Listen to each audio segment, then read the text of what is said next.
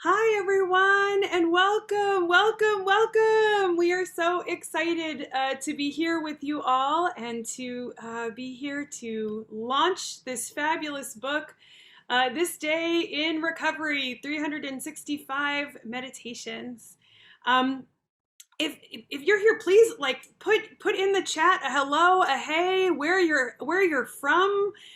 We'd love to hear where everyone's from who's able to be here today. Um, and just would love to hear from you, see how you are.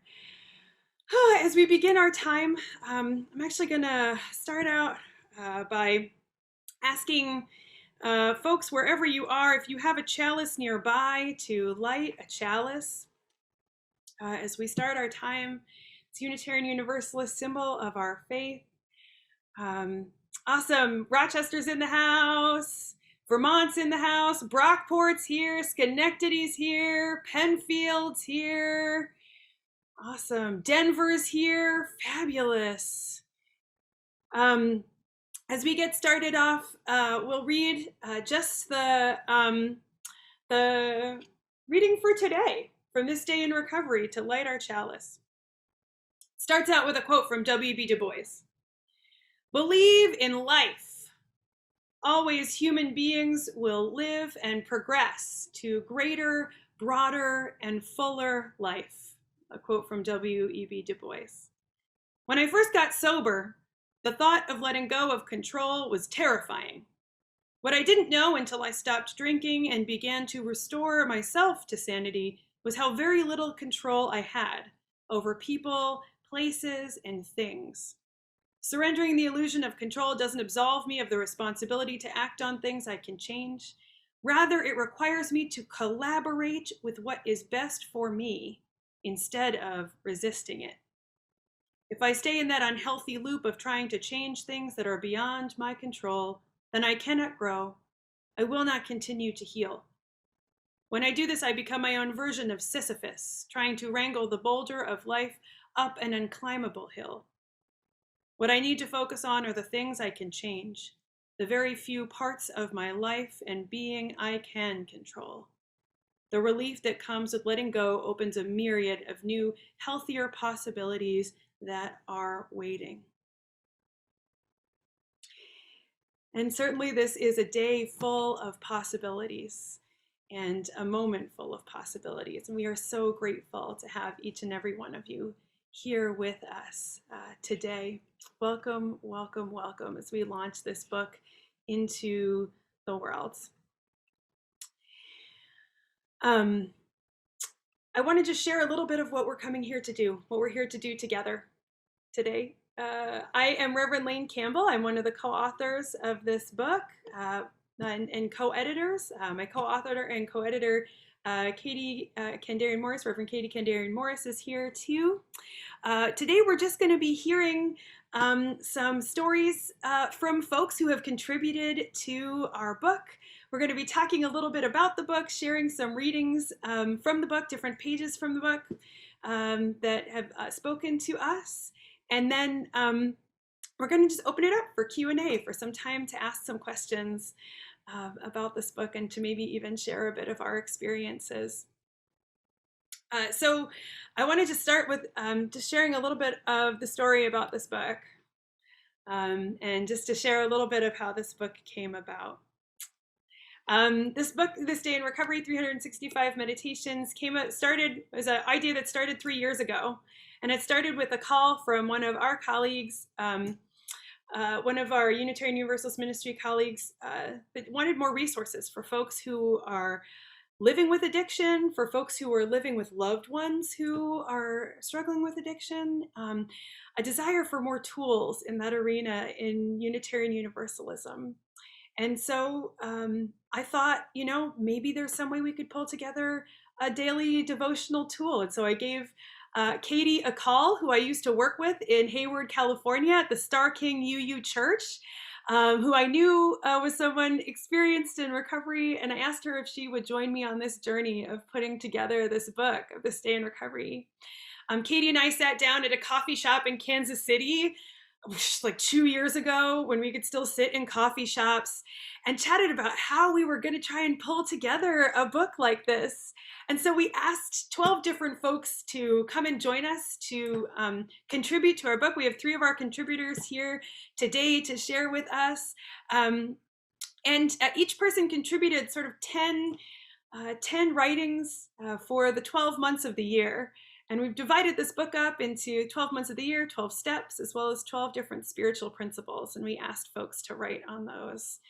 And we've sort of braided together this resource with one another, just sort of pulling together all different resources. Each page has a quote at the top, a little reading for spiritual reflection, and a question. Because in Unitarian Universalism, how can you not end it with a question for reflection or for meditation or for just your curiosity? So we are launching today, this day in recovery, out into the world. You're going to hear some stories of different folks' experiences in recovery, hear a little bit of the book, and then we also just can't wait to hear from you about some of your thoughts or some of your questions. I'm going to hand it over to Katie now.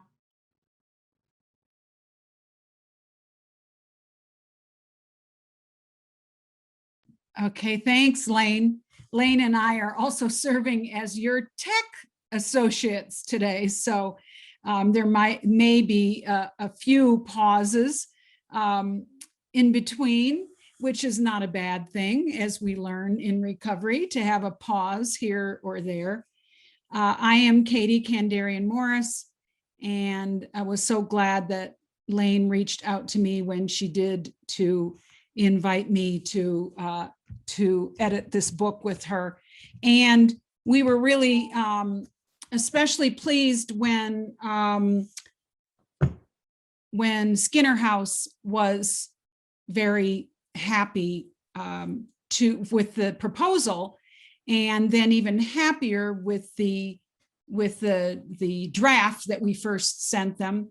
And they liked this book so much that they decided that they would also offer it to, as they call it in publishing, the trades, meaning that this book will be available at all sorts of bookstores. So in some ways, we had to make sure that we took out our insider UU language. And if you are not an insider and you heard about this and you're not Unitarian Universalist, we sometimes use acronyms to a fault. So I apologize right now. UU stands for Unitarian Universalist, that we sometimes think is a long name.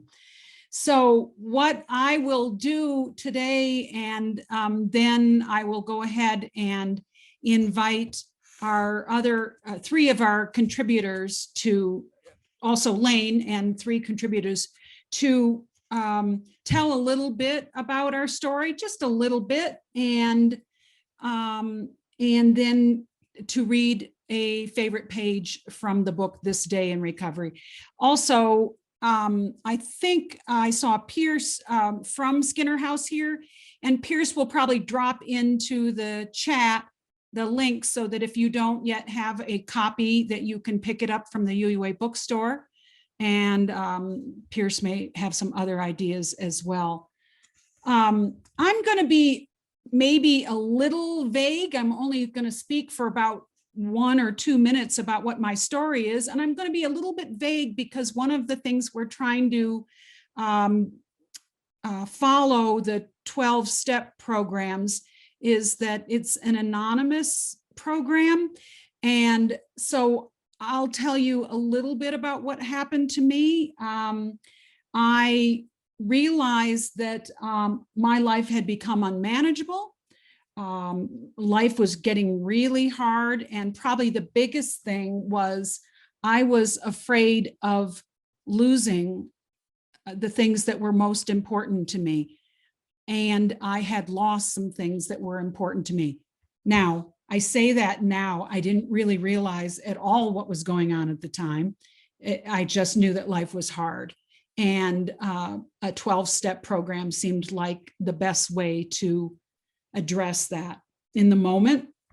And I have stuck with it for many years. So that's a little bit about about me and how I came into being in recovery. If you're new in recovery, you might not, that term may also sound vague, but to me, it's a lifelong process, like a spiritual practice that I want to continue every day for the rest of my life.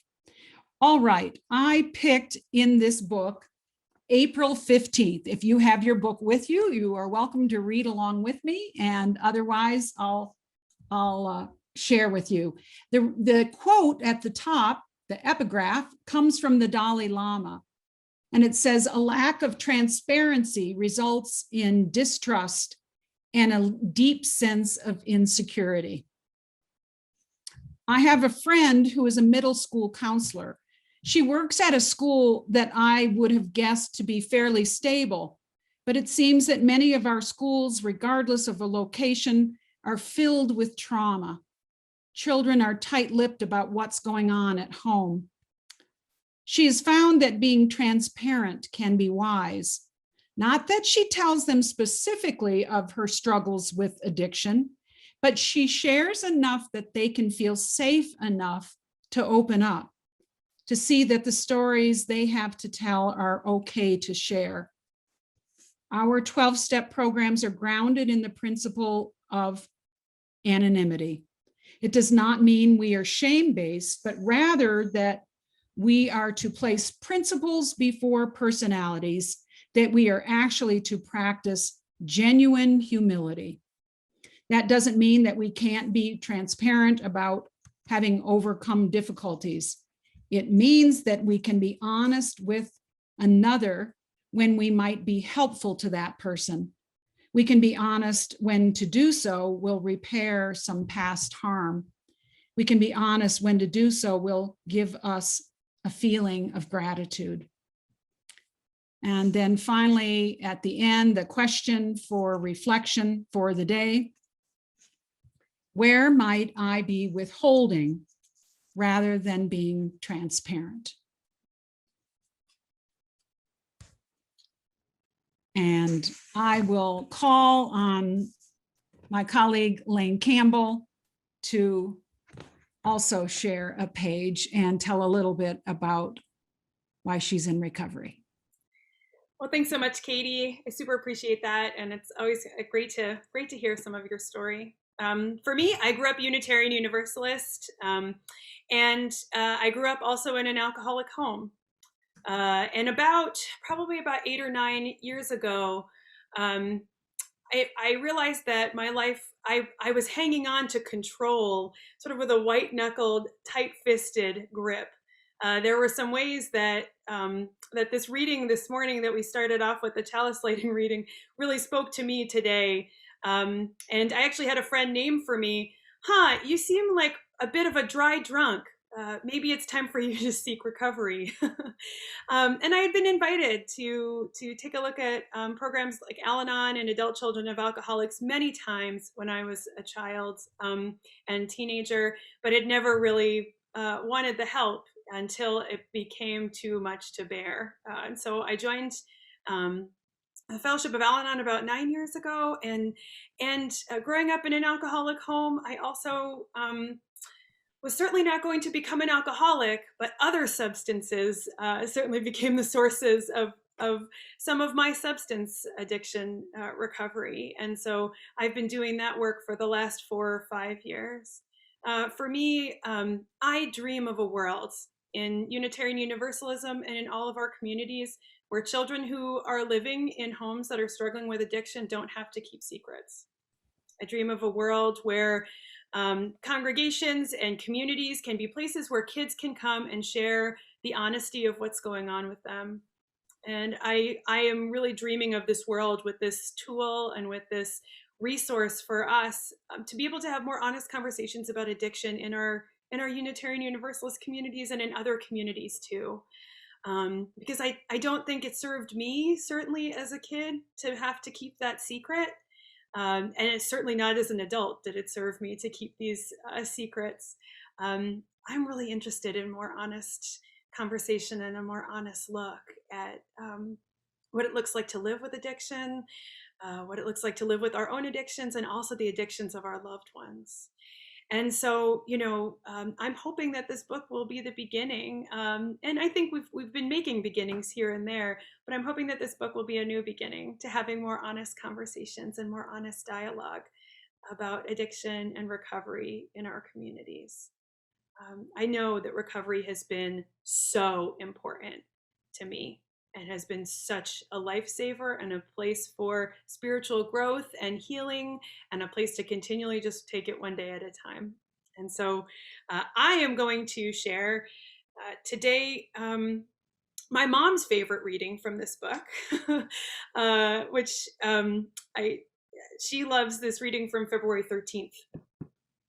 The quote is from Rupi Kaur, "And here you are living despite it all. We are still here. We are still here. We are still here. Even after all that we have been through, we have survived to this present moment. And because of this inner strength, we know that we are resilient. Today, we honor this resilience inside of us, remembering that it will help us in our journey to recovery.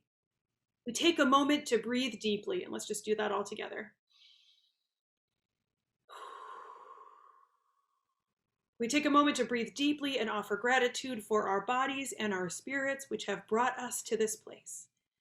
Although we often come into recovery wanting fast solutions to our problems, we soon realize that there are no quick fixes to the predicament of being human in this messy, complex world. While some days we still feel shattered and disappointed, falling short and letting down others and ourselves, we continue to show up and try again. We do our best to make healthy choices, knowing that we will continue to make mistakes and that it will be okay. Instead of aspiring to perfection, we dedicate our lives to the never-ending process of learning, doing so with patience and an open heart. We remember that having more work to do is not a sign of failure. We remember that having more work to do is what it means to be alive." And the questions: what about myself am I grateful for today? Can I take a moment to offer a prayer of gratitude for the resilient body and spirit that have brought me all this way? Let's just take a moment to do that now.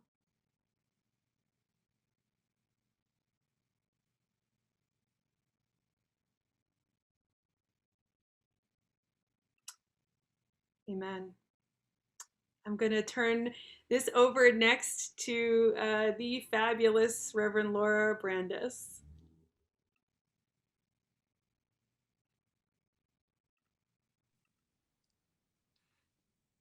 Thank you, the fabulous Reverend Lane Campbell, for for turning it over to me.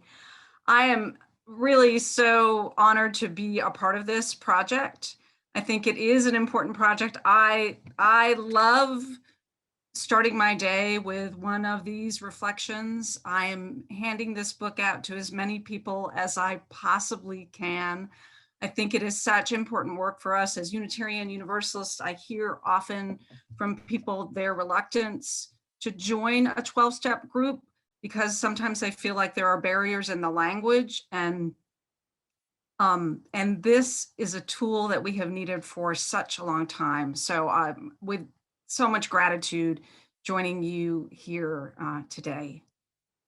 Just really briefly, my story is I'm an Al-Anon. I've been an Al-Anon, started attending Al-Anon groups about 9 years ago. My adult daughter was my qualifier, and if this story were being told just 14 months ago, I wouldn't tell you that. I would remain Al-Anon anonymous and just say that a family member of mine was my qualifier. And unfortunately, alcoholism did kill my daughter. She died of her disease. She was 28 years old. And I think it's important for me to say that. I will tell you that I was accompanied by other friends of mine who also lost adult children to this disease. And I think it's important for us to say that, and that our recovery is connected to that loss, and that we continue our recovery journeys, knowing that our loved one didn't make it, and that so often happens. And so I join with you today as sort of honoring my daughter in my recovery journey, and being very open about her being why I'm in recovery, and why I'm so glad to have this resource. And so I chose to read today one of my own writings, which is July 2nd, mostly because it does speak to what my journey has been. And it's hard and painful, of course, to acknowledge that I wrote this before my daughter died. And to read it now with you is important to me to understand that for so long, I tried to figure out what her journey was going to look like. And I finally had to let go of that. So July 2nd, a quote from Groucho Marx. I don't want to belong to any club that would accept me as one of its members. I am a reluctant Al-Anon. Why would anyone want to join this club? I discovered that I didn't want to join, but I choose to join this club again and again each day. My adult child has been drinking since they were 15 or 16 for more than 10 years now. At first, I thought all of my established spiritual practices would help. I meditated, I prayed. What I also discovered is that I had made a bargain with the God of my understanding. I believed that I had suffered enough in childhood and that my children would be somehow protected by this bargain I had made with God. I begin each new year by participating in a burning bowl ritual. Some practice the ritual with 2 pieces of paper, writing on one the old things they want to let go of, and on the other the new things they want to create. Both papers are then burned in the bowl. I prefer writing what I'm willing to let go of and burning just that. I'm becoming more comfortable with burning both the past and the future. Willing to let go of the old, I'm also willing to let go of what I think the future will look like. There is no guarantee that my life will look the way I want it to, no matter how much hard work or deep healing that I do. And the question, what am I willing to let go of from both the past and the future? I think I know.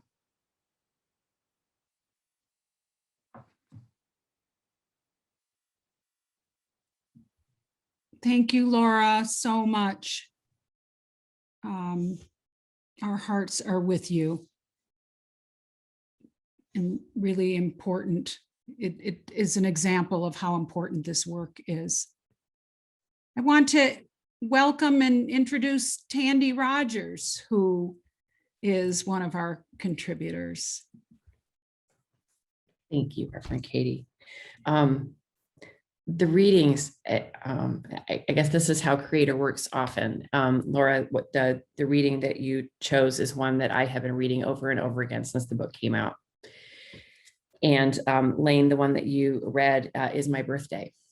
And when I read it, it's another one that I've been reading over and over again because it could not be more fortuitous.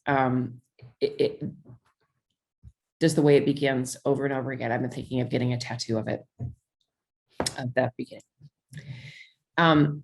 So I'm adopted, and I had, as a baby, as a tiny one, and as a young adult, I went looking for my birth mother because I had questions. I had some physical and mental and emotional things that were science really couldn't, my medical, they're like, we don't really know what's going on. So I went looking. And when I met with her, I sat across the table from, I have such compassion for her. She said exactly what I needed to hear, only did not understand the profundity of it.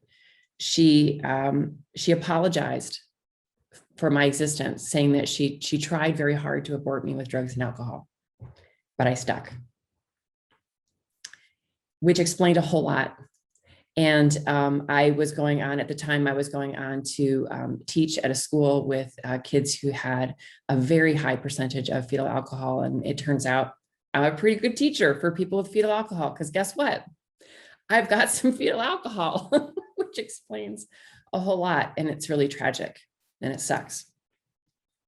For much of my teenage, late teens and early young adulthood, I tried to self-medicate with speed. Oh, I loved speed because it would bring my body up to where my brain was, I thought. But then motherhood sobered me. I realized I needed to have some real changes if I was going to survive. And I was a foster mother at a very young age, and it kind of shocked me into sobriety. I went and got the community that I needed to have the kind of wellness that was required of that. The family that I was adopted into, most people in my family were alcoholics. My father died way too young of alcoholic complications, and I had a cousin, Scott, who we were born 10 days apart, and our family referred to us as the twins. He's my beloved. I thought that I had this notion when we were younger that we were just going to always live together, as I imagined twins might feel, and many do. And then he became overwhelmed with opiates in our late teens. And I lost him, and he just kind of became a zombie for much of his life. I lost him a couple of years ago. His body finally let go. And so when I was asked to be a part of this project, it feels like a tribute to both my dad and my cousin Scott. Al-Anon, I've been in and out of in lots of different forms, and it has saved my life over and over again. And I do have a tattoo that says miracle on it in my older kids' handwriting. They've been with me through much of this journey to really understand what that tattoo means. And so this is for my dad, Chuck, and Scott, my twin.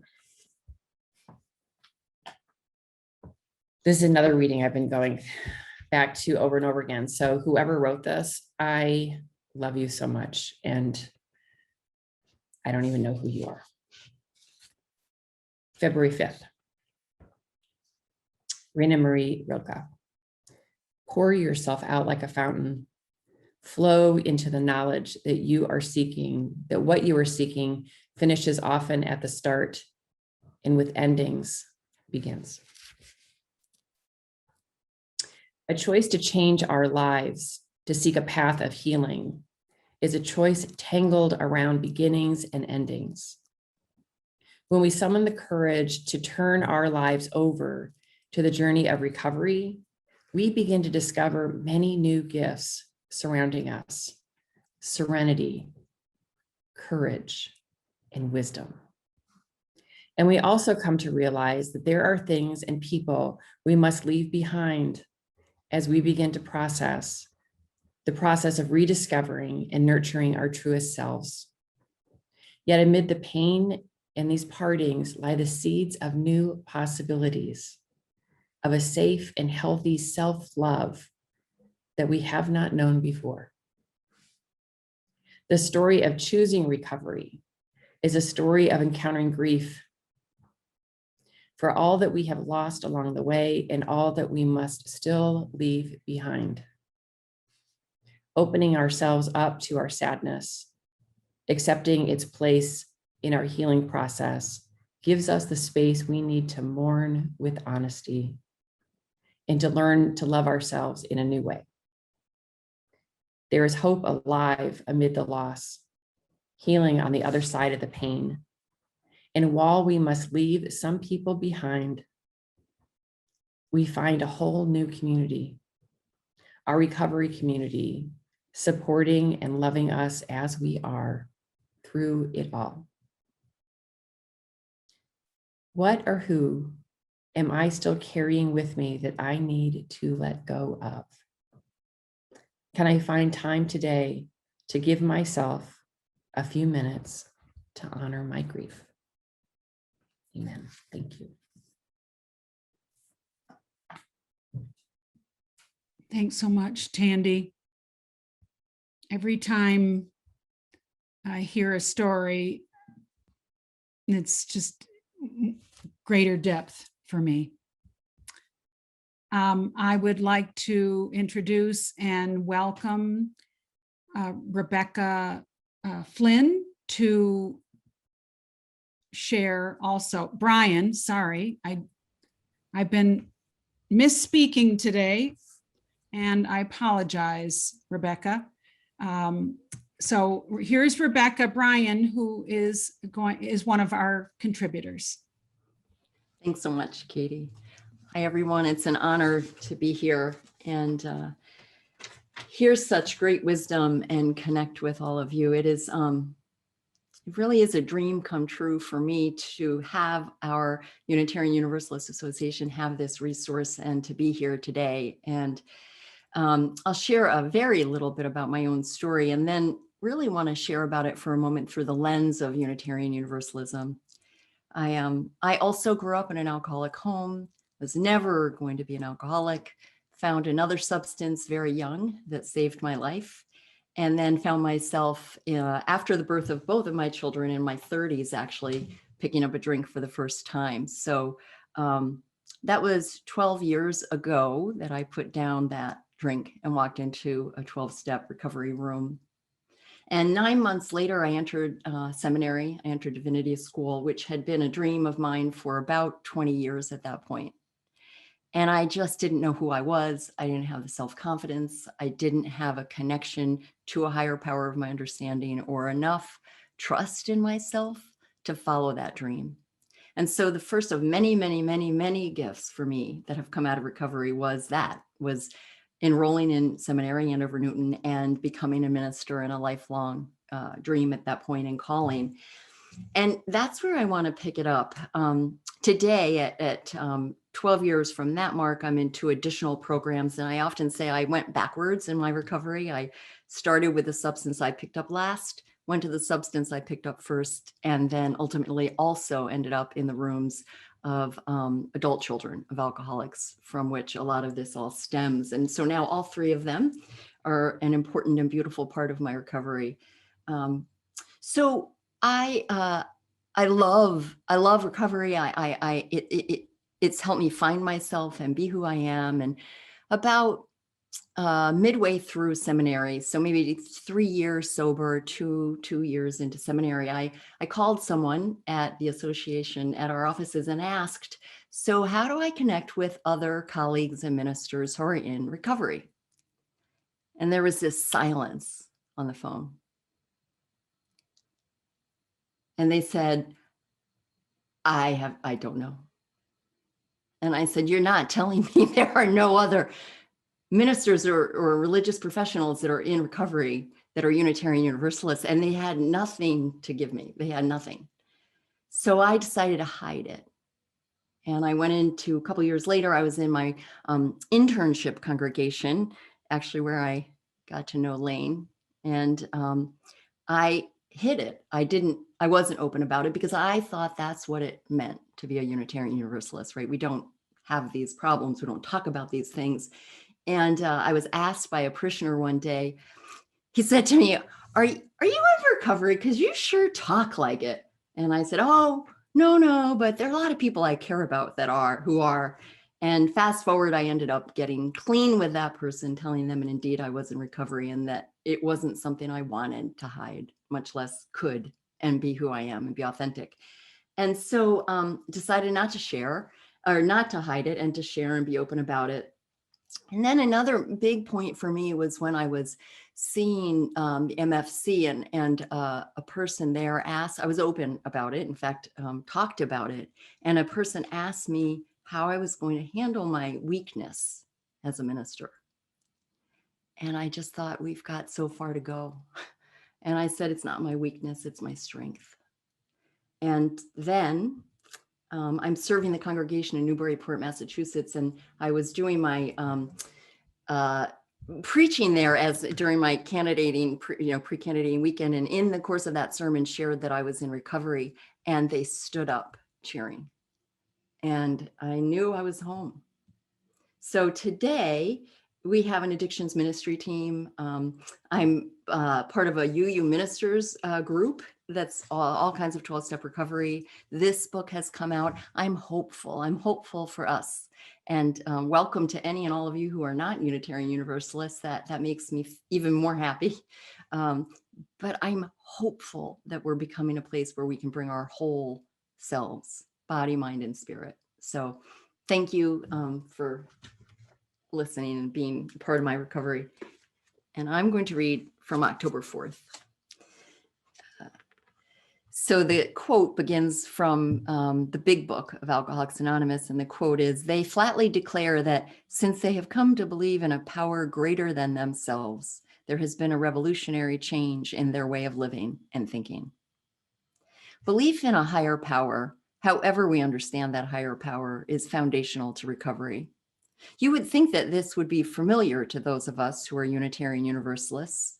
Our traditions draw on the world's religions, humanist teachings, and direct personal experience to help us in our journey of spiritual development. We believe that there is no one pathway to truth, and that every person has the right to a personal understanding of truth.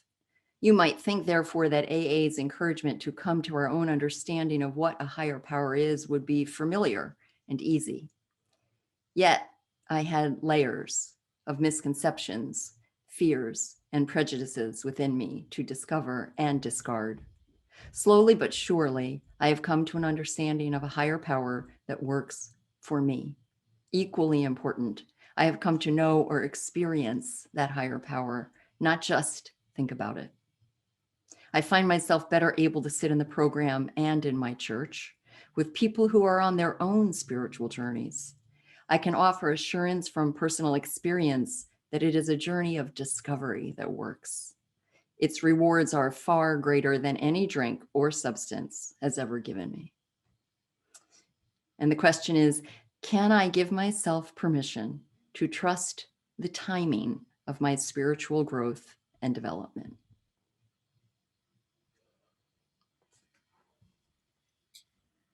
Oh, thank you so much, Rebecca. Thanks for your sharing. Thanks for being present here. And thanks for your contribution. Just a gift to get to work with you on this project.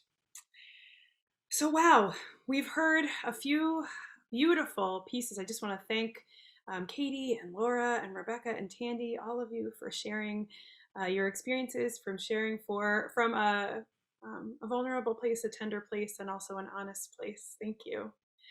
And I want to transition us now into a time to just ask some questions.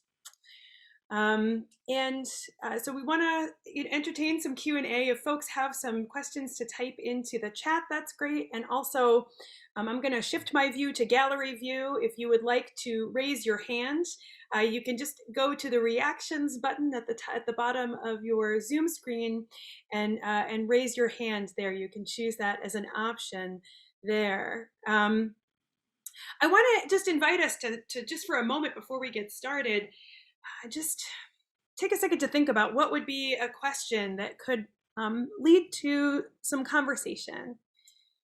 Where can we embrace curiosity in some of our questions? As we were coming up for questions, for the questions for this book, we were thinking about, what is actually going to spark spiritual practice today? What's going to spark reflections based in curiosity? What's going to lead someone to a deeper exploration, and not just be a yes or no question? And so I want to just invite us into some of that practice together to be curious.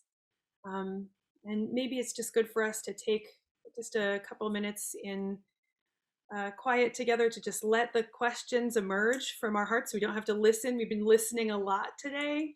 So I'm actually just going to give us like 30 seconds to be in silence together, shared silence from all the different places we are here from.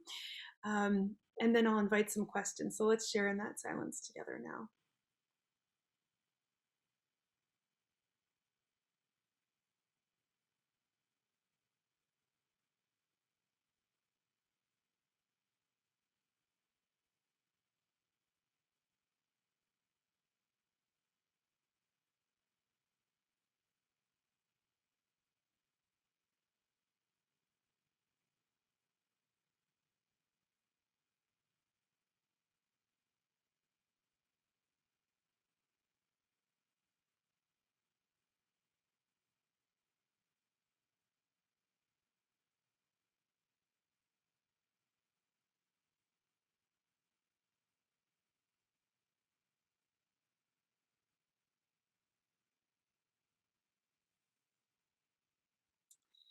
I'm always comforted while we're in this format to think about folks keeping silence in the various places where you are. It's always so nice to have that shared practice, and just sometimes I wonder what you're hearing.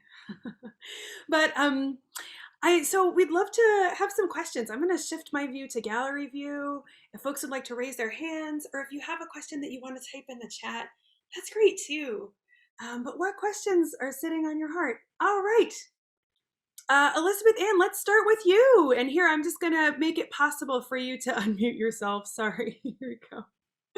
You should be good now. It is always good. Okay. I'm Elizabeth, calling in from Wilmington, North Carolina. It's so lovely to be here with all of you. And when I saw that this book was being published, I ordered it and I just love it. So thanks and praise to Skinner House and to all of y'all for making this happen.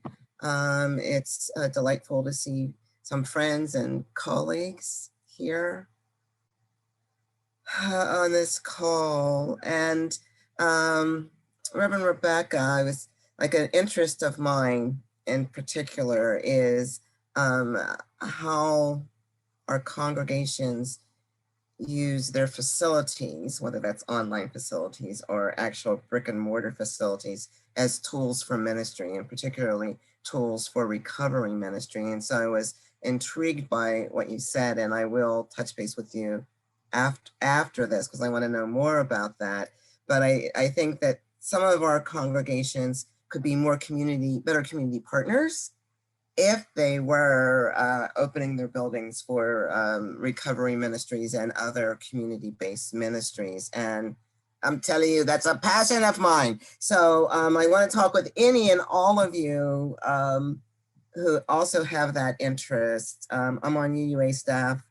My email is really simple, eterry@uua.org. Grateful to be a clean and sober person. I came in through the back door of Al-Anon because if, I could just get all these people to stop drinking, my life would be so fine. And, being a good Al-Anon, and I went to all those open AA meetings, and then it's like drifted through a couple of other process addiction ones and got it. Obsession, compulsion, I got it. But yeah, I want to hear about how your congregations are involved. I've been to recovery meetings at a couple of congregations online, and I love that. So I think that this time that we have to rejigger ourselves as congregations can be really very helpful to a lot of communities, especially the recovery community. So I look forward to hearing from you. eterry@uua.org. Okay. Thanks a lot. Love y'all. Thanks, Elizabeth.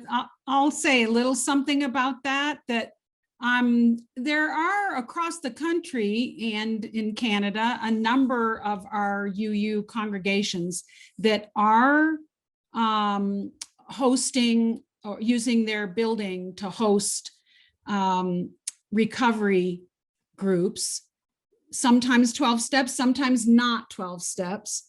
And there is some maybe we bump up against it sometimes.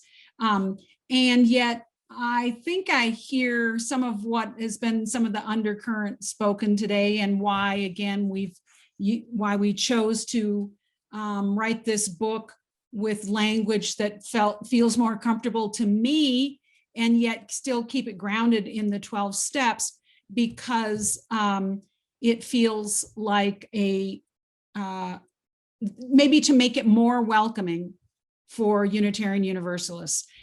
And that said, one of our colleagues, Eric Cherry, for his congregation, is using this book as an online daily spiritual practice. He's the UU Society of Franklin, and he records it and posts it every morning so that people can tune in to be there. I mean, it takes 5 or 10 minutes to sit there in kind of a meditative form. And that also made me think, wouldn't it be cool if congregations in their various settings, online now, in person later, decided to have a group based on this. Let's every day read this, or maybe we only get together on Saturdays and we read whatever reading shows up on a Saturday. Maybe right now we have Zoom. Why not just get on for a half an hour with your congregation? Or why not create this for a meeting? Why does it have to be located in one particular place? We could use it, right? We could just start a group and anybody who shows up. So I really appreciate it for that reason too, because it's a great catalyst for getting something going. Rebecca, did you want to speak to that question at all, or speak to some of the stuff you all are doing in your congregation? Sure. Yes. And I'm so delighted. Thank you so much, Elizabeth Ann. I will definitely reach out or look forward to talking more. So let's see. So, well, when I came, there was already a deep commitment to hosting, having our parish hall be open to any 12-step meetings, or actually there's also smart recovery. So there are other kinds of recovery every day of the week. There were meetings. COVID's been really difficult with that. We're not able to be open yet for those, though we offer the Zoom accounts for free for any of the recovery groups that want to use them. And the addictions ministry team that we have are 5 folks and myself, all in recovery, all in different fellowships, who are open about that. We have one service a year that's dedicated to that each year in September, and has been very well received. It's on the website, and I get contacted probably 2 or 3 times a month from folks both within and beyond the congregation, saying that they need help, basically. And I will often reach out to one of those folks, and they're right there. And so whether it's connecting them with resources in our community, offering to go to a meeting with them, just being a person on the end of the phone that they can begin to share with. And, so I'm trying to think, but those are some of the key things. So we have books in our library that's in the church. I'm really excited about ideas for this book. But those are the things we're doing right now. So. Fabulous. Do folks have other questions or any other pieces? Yeah, Meg, awesome. So good to see you here. Hey, well, I also wanted to thank you so much for the book, which I've been really enjoying. And I guess my question, which is a little half formulated, but listening to all of you, the vulnerability that you're sharing is so profound, and for my way of thinking, such a wonderful way of leadership, and also a challenge for some of our folks. And I just wondered how it's been for you all to be modeling such vulnerability so publicly, and what you've learned and how you've drawn strength, and just what it's been like. Thanks, Meg. That's a great question. I'd be happy to share, and I'd also love for anybody else to share on this question, because I think it's an important piece. For me, I probably a couple of years ago. I've been serving a congregation in Rochester, New York now for the past 3 years. First Universalist Rochester is in the house. Probably like my first December or my second December with them, I decided that I was going to share a bit of my story in recovery. And part of my story was that I had had a relapse in the past year, that I had had a relapse. And as part of what I'd been encouraged to do by the person who became my sponsor, I got quiet for an hour with my higher power. And I heard, "You are loved. You have always been loved." And it was this just deep and profound spiritual experience that was one of the most clear expressions of our Universalist theology that I've personally experienced. And I wanted to share it with our congregation. And I wanted to be able to share, places where I have believed that because of my addiction, I, am unlovable. I believed the lie that because of my addiction, I am unlovable, that because of the way that I grew up, I am unlovable. And I will say that the response to that's actually a sermon I take on the road now. And that's a sermon I preached that at All Souls in New London, Connecticut, where Rebecca was the intern minister and where I grew up. And so I preached it also with the elders of the congregation where I grew up, who raised me, and who partially raised me and helped to raise me. It is the more that we share these stories, the more experiences that I hear from people in the pews who, sort of those hushed conversations that folks have with you after church. And I will say that the experience has been well received, and it is a challenge.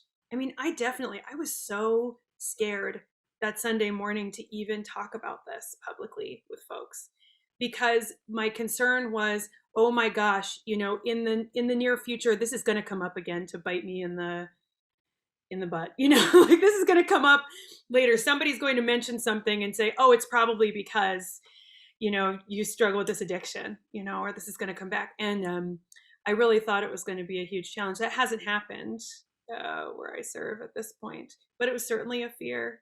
And I think there are some really deep fears around, we come to church to look good. That's what I grew up with. I came to church to look good. And so coming to church to be vulnerable is a scary thing, I think, from a leadership perspective and from anywhere really within your church system. So are other folks interested in answering some of this? Because it's a good question. Yeah, Tandy, go for it.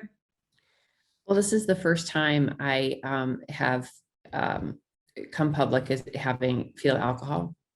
And it helps that have worked for the UUA for almost 20 years and I'm in full fellowship. Honestly, I don't know if I would have said that earlier, although anybody who's worked closely with me would not be surprised. There's some ADHD that goes with it, but it's also, like one of you said, it's also my superpower, no doubt there. The speed addiction, having worked for the UUA for 20 years, I can say that there have been times when the push to produce and work overtime in the kind of ministry I do was really strong, and it was really tempting. And there were times when I've kind of like just on the edge and have had somebody, I'd come clean to somebody and they said, well, if you're going to have an addiction, that's the addiction to have in this culture. And I was horrified by it. And I almost, that was problematic. And I can say now the culture at the UUA is so different. I almost left because I'm like, it's not healthy for me. And then I have to say, Susan Frederick Gray and Carrie McDonald, oh my gosh, the focus is on process and relationship and long haul work. And it's the healthiest work environment I've had in a really long time. So that keeps me in, and that really helps. So people who are working in congregations now, keep remembering that, that push to produce, that is not healthy. It's a lie. It doesn't belong in a religious community. This is long haul work. And so be gentle with each other and focus on relationship.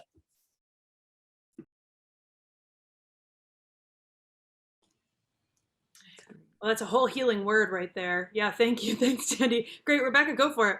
Yeah, thank you. Thanks so much. Thank you. Tandy and Lane, and for what a great question. Meg, thanks. A couple of things come to me. One is that when I am weaker, when I don't share my wholeness, there's no question about it. I am more insecure, frightened. There's things someone can find out. There's nothing better than being like, there's nothing, this is it. I mean, and like it or not, or agree or not, or that's okay. We can talk about all that. But so I'm personally find I am much stronger when I am transparent, and yet transparent in ways I choose to be. So sure, there's things I don't talk about often if they're either involving other people or they're really still in process for me. I mean, I certainly don't turn to my congregation for my sources of recovery or healing. Like I have my team for that, my friends, my colleagues, my people in recovery, a therapist. I mean, I have a team.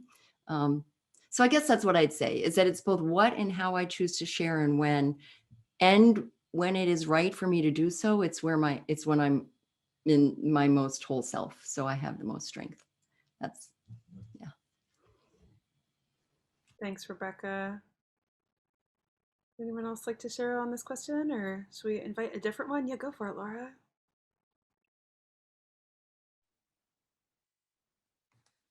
Yeah, it's a great question. I mean, in general, it's a great question for a minister. How much do we share about our lives, right? And how is it that we're vulnerable and yet with good boundaries? I think is always a question that we ask ourselves. So when I first started sharing, I gave a sermon at some point a few years ago. I've been in the church I serve now 5 years, about being Al-Anon, but I didn't talk about who my qualifier was. And, but it was interesting because it was really the first time that I even brought up anything about recovery. And I got a little bit of response from the congregation. And I would say, because I've served a few congregations now, that each congregation is different. And well, we know that. But sorry I just spoke the obvious, but in their unique cultures, I think they also, some of them are more open to the work of recovery than others. Because I have served a congregation where it was just out in the front of who they were. I would say it was part of their identity, that there were many people who were in recovery and they talked about it. There were many, many people like me who were parents of addicts, and they talked about it. Now, I would say the congregation I serve right now it's different. There isn't that kind of openness. So for me to just sort of open the door just a little bit by saying I'm an Al-Anon was good for the congregation. And then, of course, when my daughter Zoe died, the door was wide open, because we just, as a family, we just said, I mean, this is why she died. And we're not ashamed of it. She had a disease and it killed her. And her disease was alcoholism. So I think now that the door is wide open, there's a different sense of my vulnerability, and yet with those boundaries in place for me, because like Katie said, or I think Rebecca said, that, that's why we're doing our 12-step work, and we have our groups, we have our people that we go to that provide us support. And I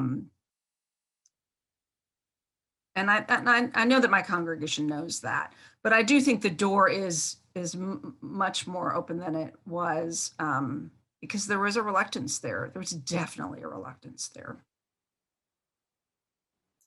Thanks so much, Laura. Thanks for sharing that. Elizabeth, I see your hand is up. So feel free to ask a question. Good to see you, dear. It's good to see you, and delighted to listen to these proud, strong women. I watched this was happening. I thought, it's all women. Yes. And I'm very, very touched by this, for me, inclusion of Al-Anon, or for me, ACOA, because so often. Many of my good, dear friends are in recovery from alcohol or drugs. And I've always taken a back step on purpose, you know, that's like, oh man. But as I have lived my life, I know that my recovery is dependent on my continuing to deal with this. I had a sister who died of alcoholism, not directly, but directly enough. Both my parents died young. As a matter of fact, I've lived beyond my mother's age. And I'm so aware that we all, I remember this vividly when I got into the program. I had no idea I grew up in an alcoholic family. That was a brand new fact for me. And it came to me because I had backaches.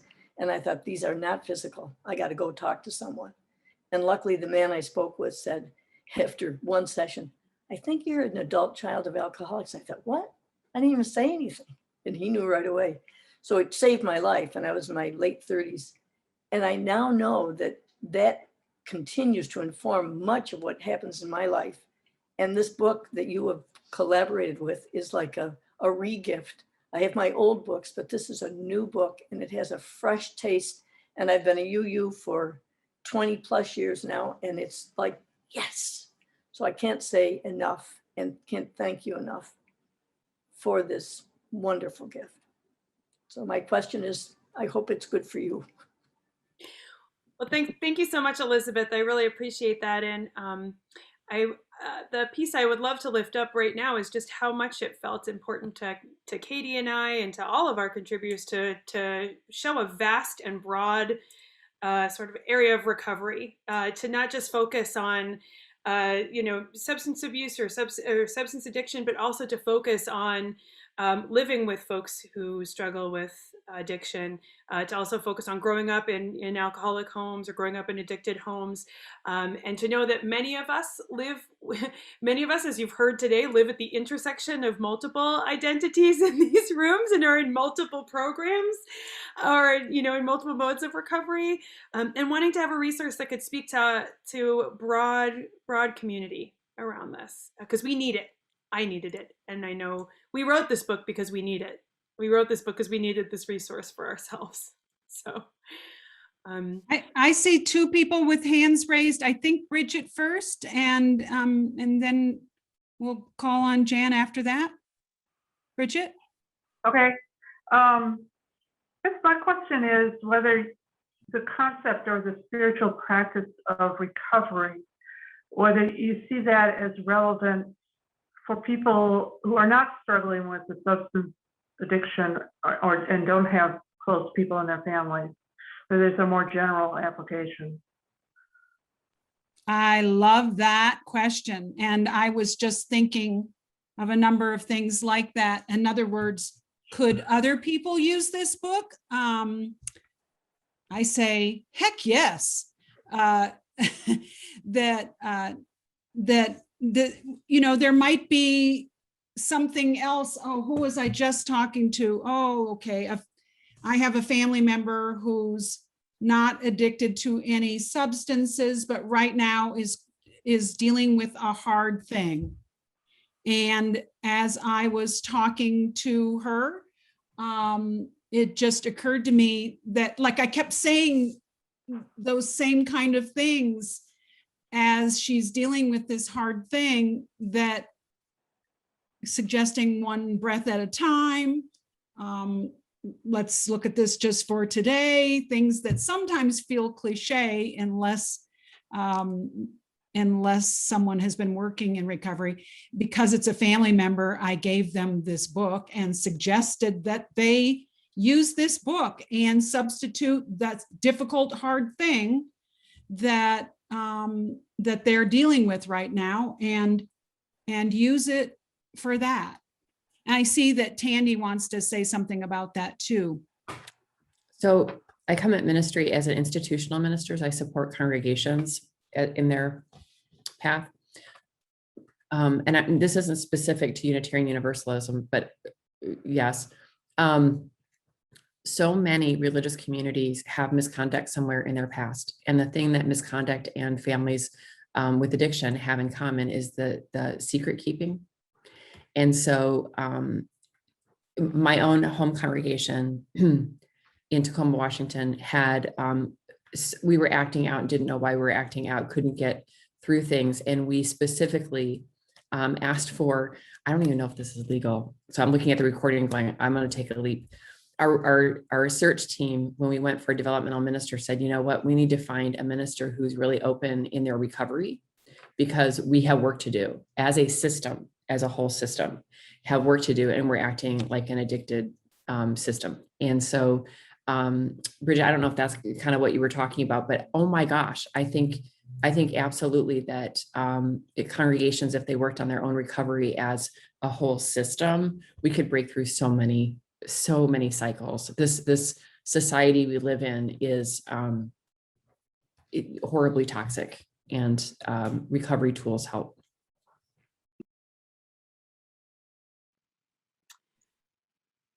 Go ahead, Katie. Well, I was just going to ask if anybody else, did you want to say something, Lane, about that? I guess what I would say is that to me, recovery is about spiritual growth and spiritual deepening. And so I think, so much of if you're interested in spiritual growth or spiritual deepening, this is also a book for you. And I also think it's a great way to get to understand some of your friends and family and loved ones. And you may see some things in here about your life and your story, just as I have when I was reading through every person's contributions who contributed to this book. And as I was reading through the pieces that Katie wrote too, my story was there too. And I think a lot of us share very common stories and common threads. And so, yeah, for anyone who's interested in spiritual growth, I think this is a great resource. Jan, would you like to ask a question? And then Kitty, do I see you raising your hand? Yeah, great. So Jan, why don't you go ahead, and then Kitty. Yeah, thank you. It's so good to be with all of you and to learn about you and just learn. And my question is, I mean, I didn't hear any of you refer to yourselves as an identity group, but it has that kind of a feel to it. And I'm wondering, as with other identity groups, we're learning more and more about language and how things land, metaphors about darkness or expressions involving walking or standing, and how for the BIPOC community or the disability community, those might feel different from what I intend coming out of my white, able-bodied person's mouth. And so I'm wondering if there are things like that for the addiction community, and I'm not even sure I'm using the right language, expressions that people just kind of say, they're part of our vocabulary that, make you take a breath, or you just wish you didn't have to hear them, that we might not be conscious of. Oh, so many expressions. Okay, go. Yeah, feel free to share some in the chat if folks know any. I mean, I think we can probably go through and take a look, because there's a lot of them, right? I mean, I see powerless, acceptance, surrender. Those are major ones. I think about let go and let God is a regular one that would be common to other folks. If you know other, or just the themes that we put in each chapter. Who are we talking to, Lane? I think it might have even been our publisher, who they weren't clear as to why we. No, I know we did the Church of the Larger Fellowship. We did the View or the VUU, and there were questions as to why we named the themes that we did for the month, and we took that right out of the major 12-step programs, which have very similar themes. So if you look at in between each chapter and what the theme is for that, those themes are also things that you'll hear spoken in recovery. The part, Jan, that you asked about, the unhelpful metaphors, and we tried to not include unhelpful metaphors in this book. We did our best as we edited to remove those kind of things that sometimes get used. The darkness and light one is a really good example. And It was hard, especially when it came from out of the quote, not our writings, but someone chose a really great quote and it had metaphors that, like August Wilson used a metaphor that we just said, you know what, we're gonna not use this quote. We found something else by August Wilson because we wanted to make it accessible to the more people possible. So are there things that I probably say? I think I'm having trouble figuring out What not to say. language works for you, what language works, but it feels different if I say it than if you say it. And language I should just maybe try not to say because it's probably very hard for a number of people to hear. So if there's 50 things, you don't have to say them all now, but I'm trying to I'm sure. Oh, just I maybe. misunderstood. Okay, You know- maybe what you meant was some of the stuff I know for alcoholics, the kind of thing like willpower, that's unhelpful. I think maybe that's what you were. Right. maybe- So if I'm just using it in an everyday way, like it takes me a lot of willpower not to eat that third piece of cake or something, that kind of thing, that is a struggle for you to hear. Yes. I just want to say briefly, alcohol is such a part of our culture, and it can be really difficult. And I find myself like stopping saying things. My daughter was the alcoholic. I'm not an alcoholic, but you would be amazed at how often it comes up of, oh, I'm just going to go get a drink, or, oh, well, we'll just drink, or, and that's the kind of language that I wish that we would look at in this culture. This very casual, jokey, God, I really need a drink kind of thing that just really, that grates on me. I have to be really honest about. It is so ingrained in our culture that I think we could do a much better job. And in our congregations, by the way, I mean, I'm not being brief here. I realized I just said I would be. I could go on and on. So that's all I'm saying about that. Really bothers me. I want to pick up on what Laura said, because when I would go visit congregations all over, I'm still like, what are you thinking? When people would just like pull out, like at coffee hour, there would be a bottle of wine. I'm like, what in the hell? Or people would have bottles of wine before board meetings or before big conversations. I'm like, okay, covenant requires that we show up fully and soberly. What I still don't, and I know like I would have other staff members say, Tandy, you're being too judgy and hard on them. I'm like, no, I don't think so. This is a religious community and covenant requires discipline. I don't understand it. And I'm somebody who does drink, but I would not drink in religious community. Rebecca, go for it. Did you have What a great question. I mean, a few things come to mind, and I think they're both about trivializing addiction, right? So, and food is a good one. People will often be like, "Oh yeah, I get that," or and it's like, if you're an addict with food, you're like, you're like, actually, I don't think you really do. And the other is that it's used so freely and not appropriately, right?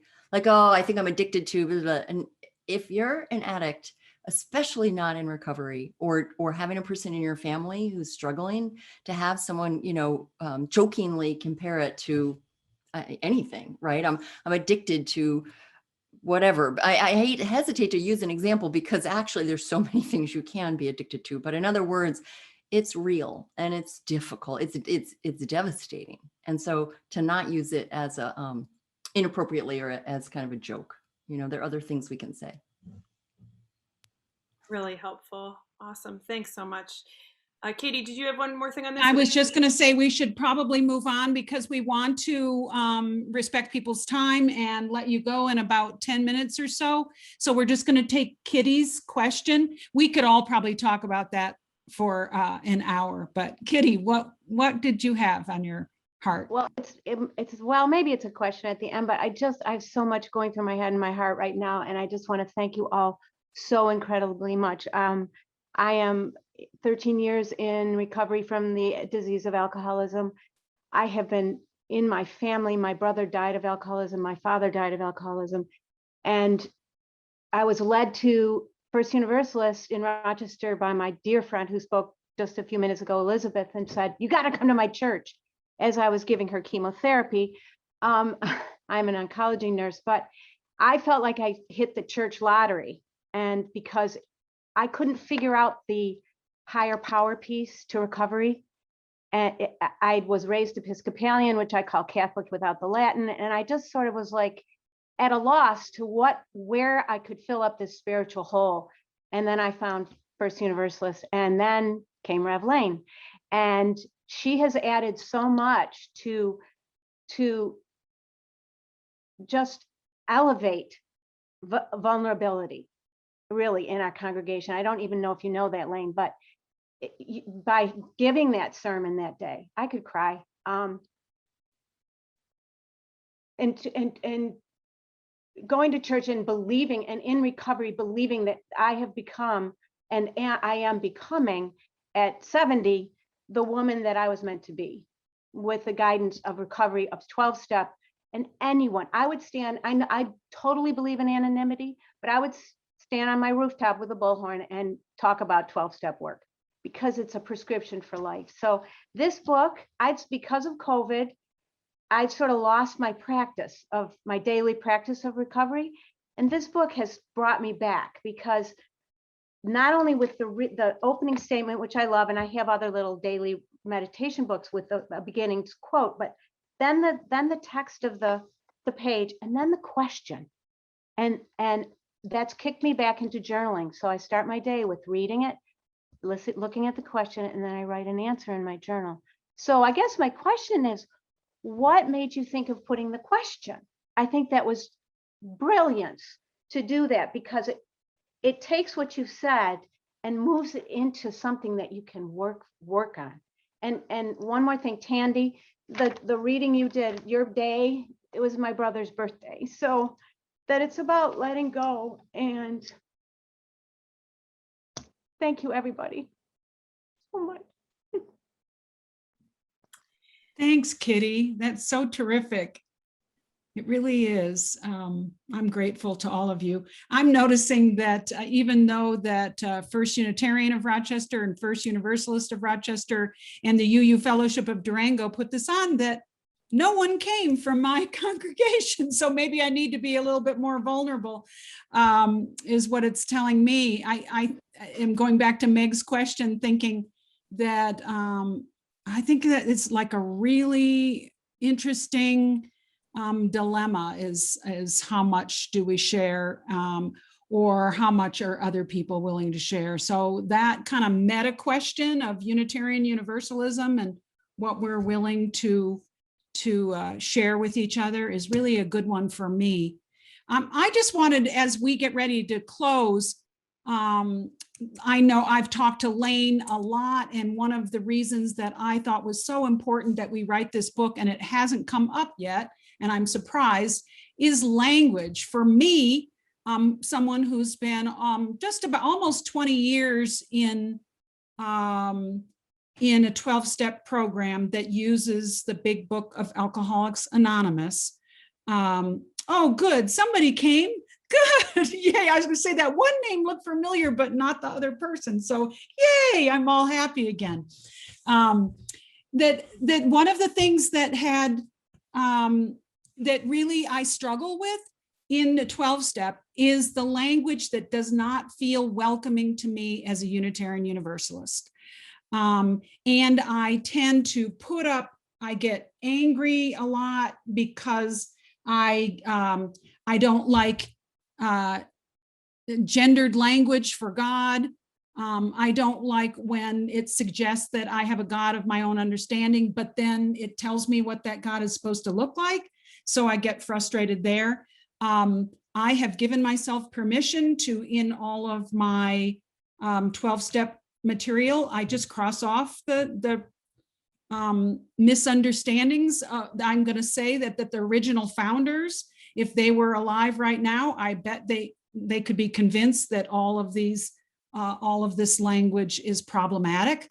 And yet the folks who do 12 steps now found such a gift in it that they are fearful of changing anything. So our not approved literature, so in other words, this book is for us, but it is not approved by any 12-step program. It allows us to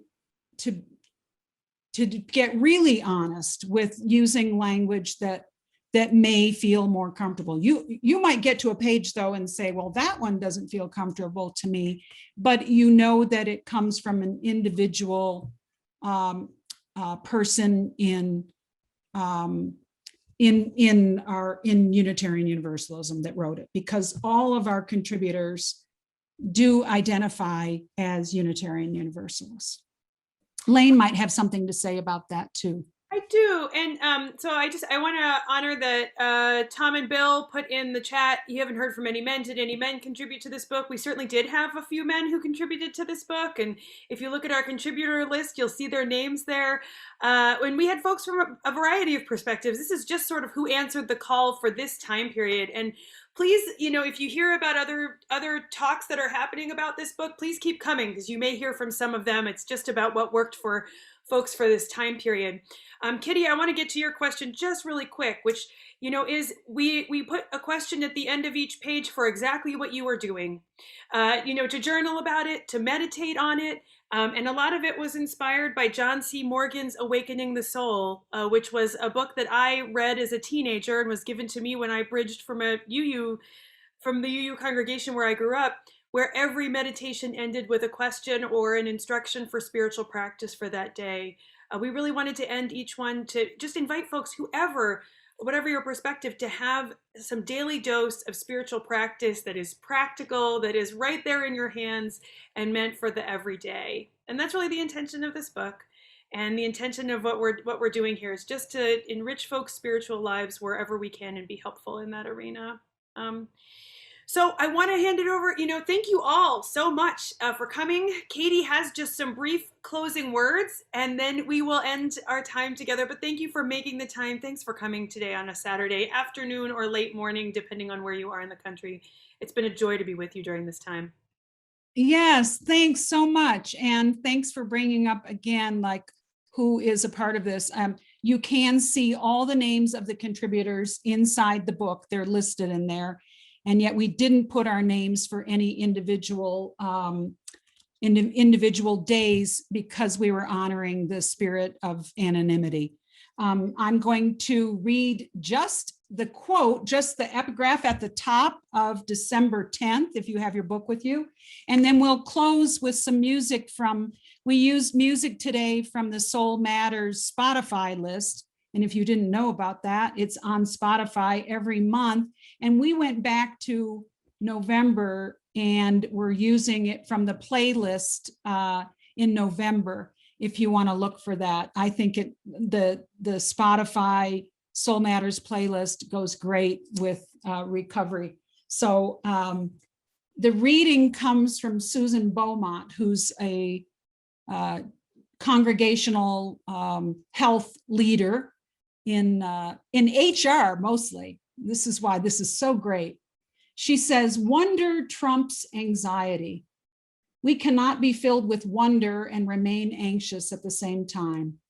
Wonder is the ability to feel amazement, admiration, and curiosity about something.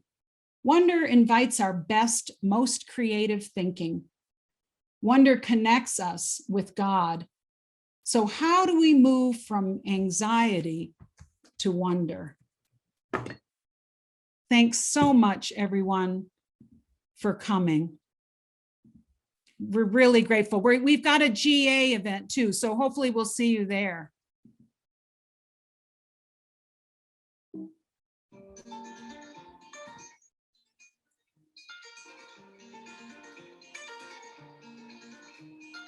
Lay my arms against your heart. Close your eyes and try to ease the pain. I'll take you far away and colors rolling. Sunlight filtering through the guard trees, laying down on a pink flowery field. Watching the breeze by the deep blue ocean will heal the pain and make it fade away. Take my hand and fly away. Remind me that the colors take you home. And then the sunlight breaks through across the starless sky. The colors will take you home.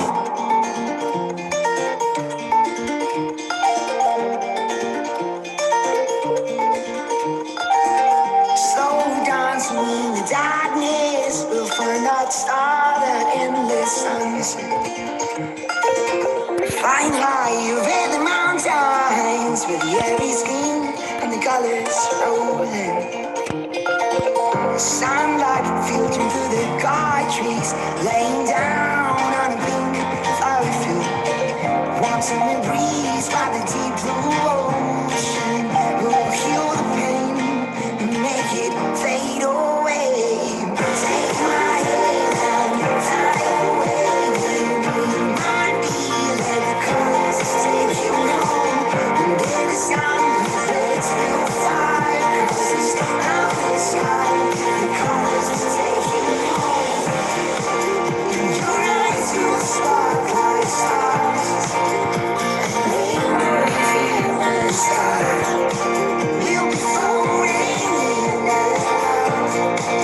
All the colors in this wonderland. Your eyes will spark like stars and rainbows in the sky. We'll be floating in the clouds. All the colors in this wonderland.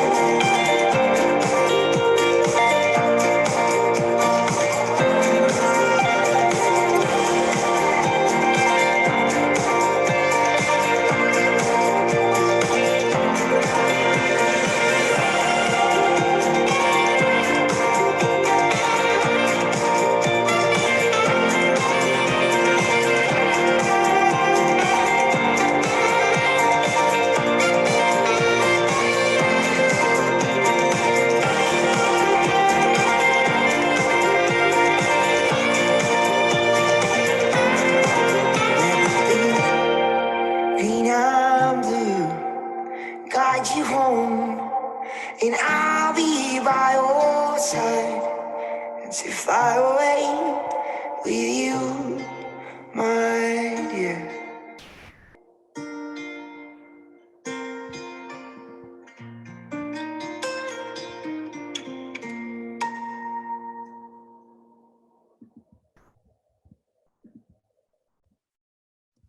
Wowee, thanks a lot.